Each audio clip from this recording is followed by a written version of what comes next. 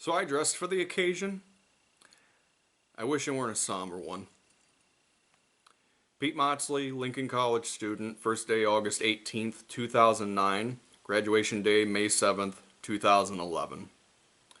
You'll forgive me ahead of time if my eyes keep peering off screen to a pre-planned statement, though writing has helped me survive. If not my own, then certainly reciting other people's. But I wrote this, so you'll watch. Hundreds of stories and millions of words have been and will be used to describe the news of Lincoln College's closure, and how and what we all feel. Those letters used will inevitably and unfortunately not amount for our inner inhibitions. You can't accurately describe a gut punch. And that's exactly what my reaction was when I saw the announcement of LC's closing 2 weeks ago. Throughout my life, I've experienced what I call two shoes. A series of significant life-altering events or course-changing losses in years where there's been a 2 in my age. At 2 years old, I started developing hyperlexia. At 12, my grandma died of cancer. At 22, my longest relationship ended in breakup. I turned 32 this year. This news hits a home I sometimes wish I lived in longer.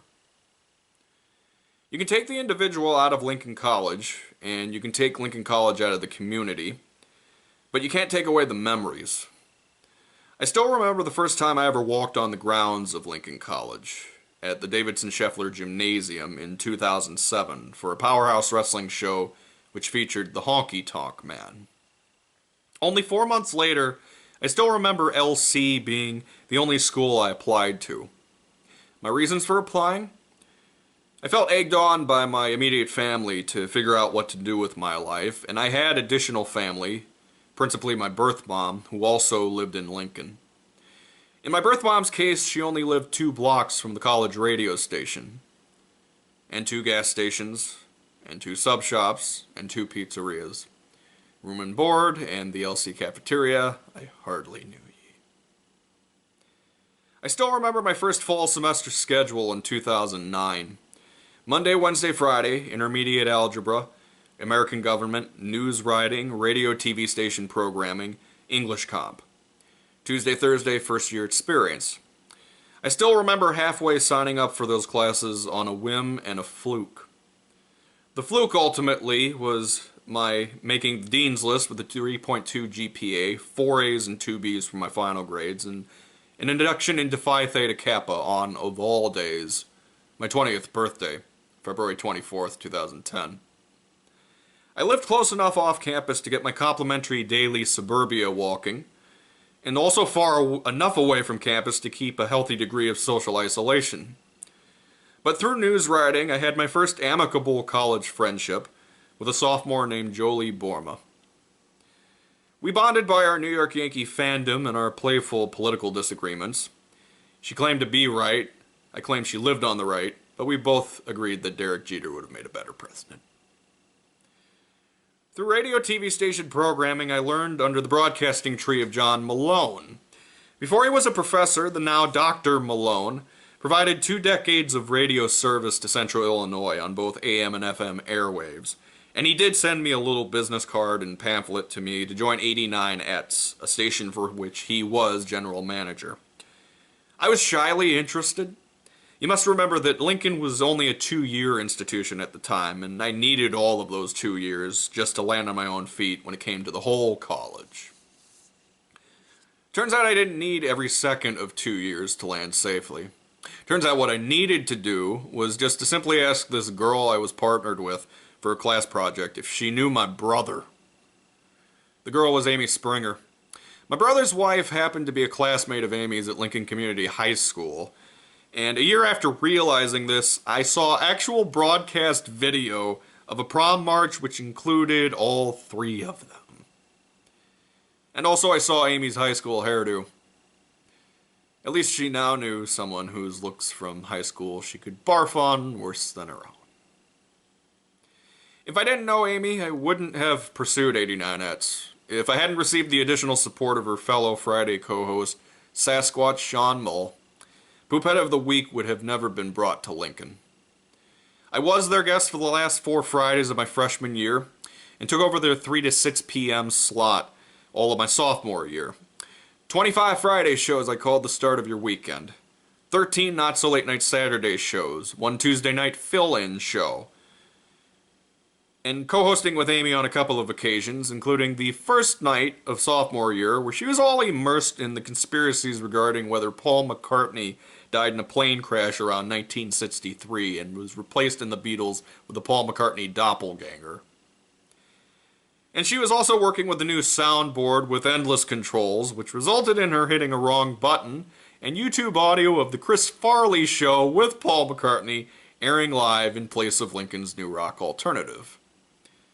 Nobody else called in to let us know, because fortunately nobody else was listening that night. Except for me, of course.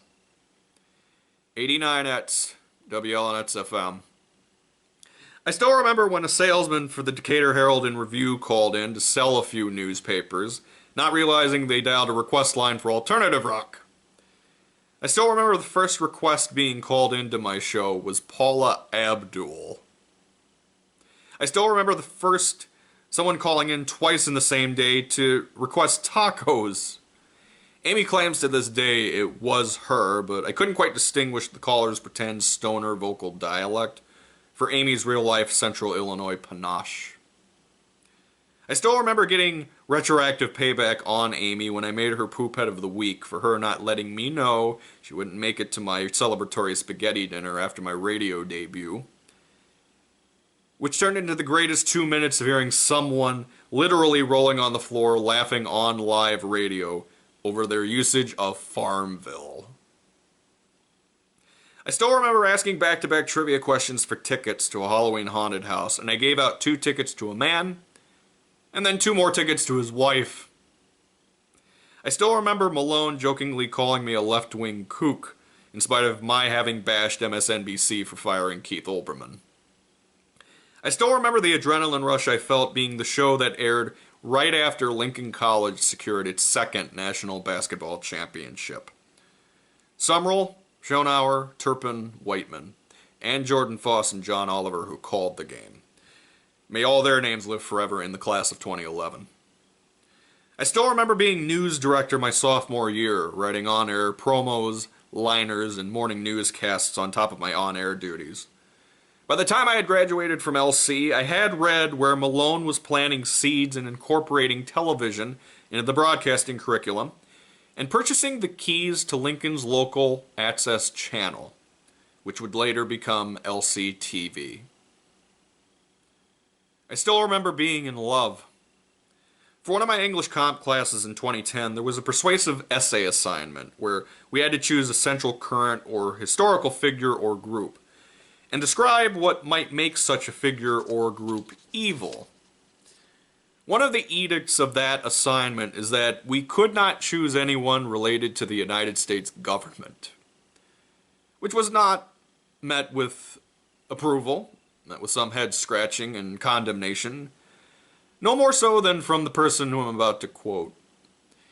This person said of the rule of this assignment in no uncertain terms, and I'm quoting verbatim, "Anyone who thinks that America can't be evil is obviously some overly patriotic fool who isn't willing to get their head out of their ass long enough to take a good look at the world, because they are afraid that some self-fulfilling prophecy of their own inadequacy will be projected onto the failures this country is facing due to the idiocy of the previous administration," which, by the way, wasn't so innocent and could in fact be considered evil. So stick that in your tailpipe and suck it! Surely enough, after that truly novel use of the English language, my English comp instructor would not have a job at Lincoln College after my freshman year. And as for who made that epic retort against my professor, she wasn't a student. She was my high school sweetheart.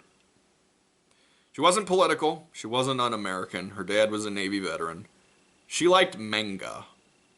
When Jack died in Titanic, she exclaimed out loud to her mother and aunt's hearty laughter, "I'm a sad little moo cow."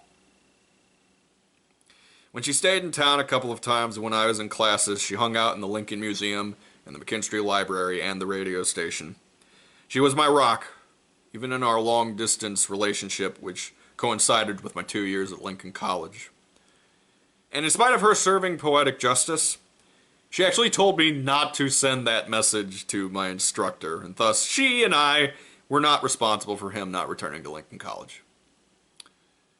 Joni Mitchell said it best when she sang, "Don't it always seem to go? You don't know what you've got till it's gone." The news of the closing broke on March 30th. The official final day of operations for Lincoln College is Friday, May 13th, 2022. The reality of this is like a bad April Fool's joke and a horror movie nightmare all rolled into one. For current students, for faculty, and for those of us alumni who are asking, how did this happen? And what did we do to have it happen to us? Long as I have my audio archive of the formative years of my adulthood, I'll still remember. Long as I have my certificates and graduation medal of honor, I'll have memories. Long as I have the few friendships I made and pictures to last a lifetime, this two-shoe won't need a tissue. Known as the Emancipator, Lincoln did set all men free. At his namesake college, greater, knowledge stems from liberty. Like itself reveals a treasure, seek the truth and wisdom find. Lincoln College, alma mater. Now we honor, true and kind. Godspeed, LC.